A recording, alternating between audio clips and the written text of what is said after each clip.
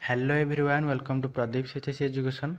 तो आम ए आलोचना करवा आकाश कईछ गल्पर 2 मार्क्स क्वेश्चन आंसर जोटा कि 2 नंबर विशिष्ट प्रश्न लेखा और लेखक सूचना पे 1 नंबर उत्तर पे 1 नंबर जोटा कि 2 नंबर। जदि लेखा और लेखक ना लिखि दौच ताहले 1 मार्क पाइब और आंसर लिखि दौच ताहले 2 मार्क पाइब। तो जदि तुम गोटे आंसर आसुनी एवं तुम मैंने विषय ना और लेखक ना जानते ताहले सेटा लिखिदेला तुमको 1 मार्क पाइब। धर गोटे क्वेश्चन अच्छी 1 नंबर क्वेश्चन समय समय कंबुकीप कूल को उठी जाए कौन करे। तार आंसर हम आकाश कईछ गल्पर गाल्पिक मनोज दास यह उल्लेख कर समय समय कंबुकीप कूल को उठी जाए मृदु समीरण में विचरण कले एवं घास पत्र देहर शिशुर बिंदुटी चाटी पकाए। तो एमती यार आंसर दि जाए फास्ट लेखा और लेखक ना लिखा परिचय लिखा आंसर लिखा एमती 2 मार्क पाइब। तो नेक्स्ट क्वेश्चन देखिए 2 मार्क 2 नंबर क्वेश्चन हंस जुगल कच्छपर मनोरंजन पर कौन करते। तो हंस जुगल कच्छपर अनुसंख्या संपर्क जानी जाना सत्वे तार मनोरंजन पर कौन करते ना कौन करते घंटाए रु 2 घंटा ताकू दूर दूरांतर कहानी शुणाऊले। ताले कच्छपर मनोरंजन पर से दूर दूरांतर कहानी शुणाऊले। नेक्स्ट अच्छी विकट संकट किपर कंबुकीपू धरी शून्य को उठिले। तो विकट संकट थे जो ताकू किपर धरिकी शून्य को उठिले। तो गोटे काठीर 2 प्रांत को धरी संकट विकट एवं तार मझी प्रांत को धरी मध्य भाग को धरी कंबुकू एवं से माने गभीर एवं आत्मस्वच्छंदे धीरे धीरे शून्य को उठी आत्म सहकारे। नेक्स्ट क्वेश्चन कंबुग्रीव को संकट कौन चेताई देथिला। तो कंबुग्रीव संकट चेताई देथिला जे शून्य थिबा जाय मुह न खोलिबा को चेताई देथिला। नेक्स्ट क्वेश्चन हंस माने कच्छपटीर शोचनीय अवस्था कथा मन पकाई देले मध्य कंबुग्रीव कौन करथिला। तो हंस माने कच्छपटीर शोचनीय अवस्था कथा मन पकाई देले मध्य कंबुग्रीव ताहा प्रति दृष्टि देउ नथिला। नेक्स्ट क्वेश्चन हंस माने किपरि ऊर्ध्व को उठिले। हंस माने अपेक्षाकृत अधिक स्वाच्छंद एवं आत्म सहकारे ऊर्ध्व को उठिले। नेक्स्ट क्वेश्चन कच्छप द्वारा आकाश विजय संपर्क में क्या कौन कही। तो कच्छप द्वारा आकाश विजय संपर्क में क्या कही जे आकाशर भविष्यवाणी अंधकार बोली मु जो भविष्यवाणी करी यह सही अंधकार सही भविष्यवाणी आरंभ मात्र। ताले क्या यह कही। नेक्स्ट क्वेश्चन क्यों कथा क्योंठी गाल टोका को दृष्टिगोचर होता। तो आकाश मार्गीय से अभिनव घटनाटी प्रथमे गायल टोका दृष्टिगोचर होता। नेक्स्ट क्वेश्चन टोका माने अटकी जो बाध्य होबार कच्छपटी कौन अनुभव करथिला। टोका माने अटकी जो बाध्य होबार कच्छपटी स्वयं हाथ ताड़ी देवार अनुभव करथिला। नेक्स्ट क्वेश्चन अस्तमान सूर्यर रश्मि जाल संपर्क में आसी हंस कच्छपकर कौन होता।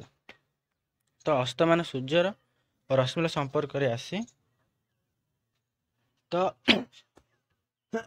सूर्यर रश्मि हंस मानकर चंचल पक्षरे पड़ी तो हंस मानकर चंचल पक्षरे सुनार धूली मखा है परी देखा जाउथला।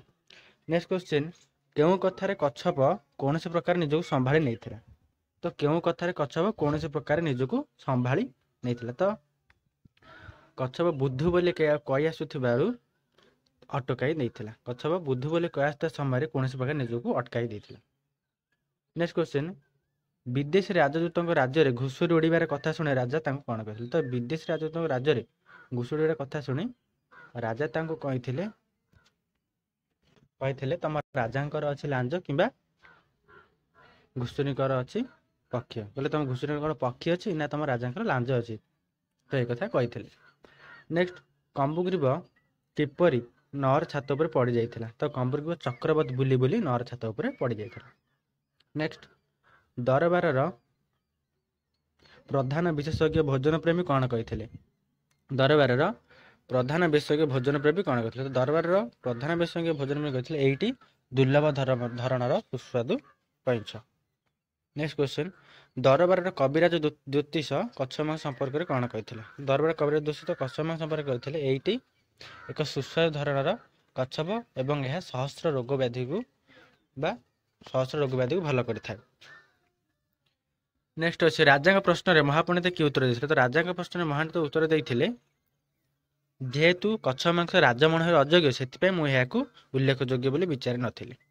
नेक्स्ट अच्छी कौन कही राजा मुख्य पाचक को कच्छपट्टी को रांधे को निर्देश देते तो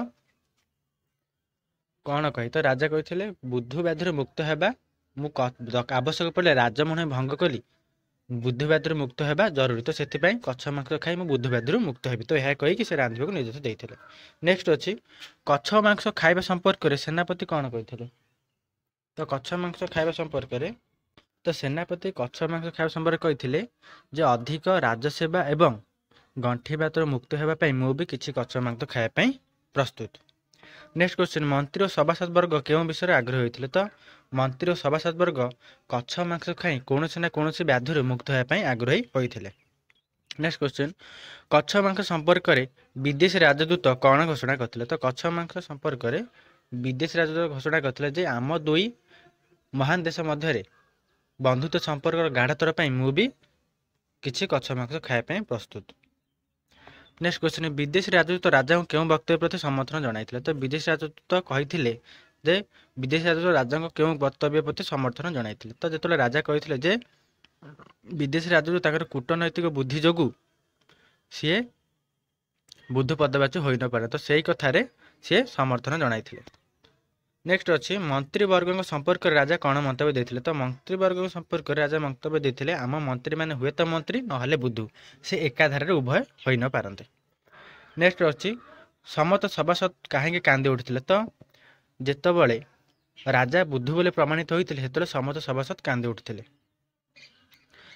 नेक्स्ट क्वेश्चन दीर्घ काल हेब तांको राज्य रे कौन होइछि बोली राजा कहिथिले तो दीर्घ काल हेब तांको राज्य कौन होइनि बोली राजा कहिथिले तो दीर्घ काल हेब तांको राज्य रे महत् कार्य होइनि बा युद्ध होइनि बोली राजा कहिथिले। तो एतिक थिला आकाश कंस गल्पर 2 मार्क क्वेश्चन आंसर आशा करूछि बुझी पारथिबो जदि भी बुझी पार नथिबो ताले कमेंट सेक्शन में कमेंट करी जणाइबे एवं एही भली वीडियो पाइबा पई चैनल को सब्सक्राइब करी बेल नोटिफिकेशन ऑल सेट करो जहा द्वारा मु क्लास अपलोड करिया मात्रे सर्वप्रथम आपन पाखरे नोटिफिकेशन पहुंच पारे तो मु आगुरु 1 मार्क मध्ये आलोचना करछि तो सेटा को प्रथमे देखि नेबे। Thank you all.